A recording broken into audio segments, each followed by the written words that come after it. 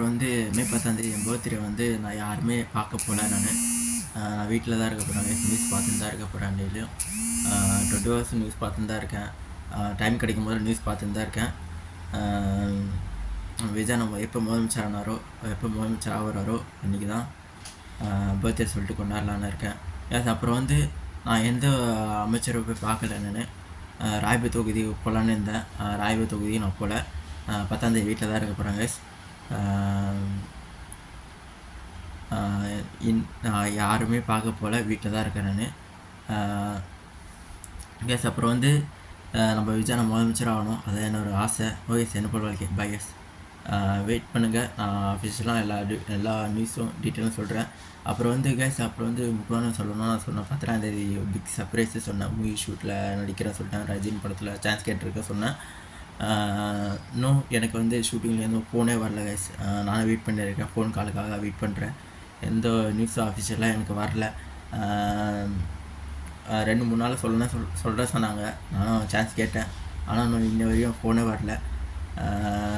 எப்படி தெரில, ஆக்டராக நடிப்பேனா, ஜூனியர் ஆர்டிஸ்டாக நடிப்பேனா எதுவும் தெரில. ஃபோன் எதுவும் வரல, அதனால் வெயிட் பண்ணுறேன் நானும் ஃபோனுக்காக.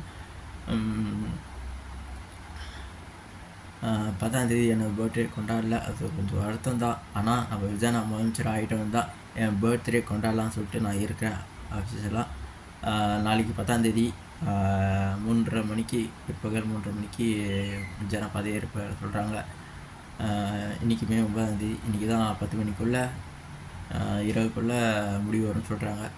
நானும் வெயிட் பண்ணி தான் இருக்கேன் கேஸ். 10ஆந்தேதி என்னோடய பர்த்டே, நம்ம விஜய் முதலமைச்சர் ஆனால் ரொம்ப ரொம்ப சந்தோஷம்.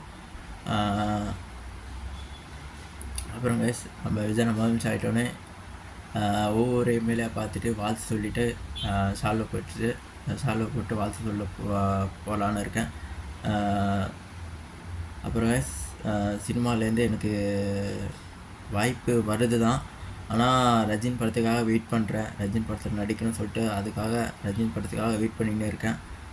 நல்லபடியாக நல்லதே நடக்கும், வெற்றி நிச்சயம். நான் நம்பினேன் இருக்கேன். ரஜினி படத்துக்காக வாய்ப்பு வரும்னு நம்புகிறேன்.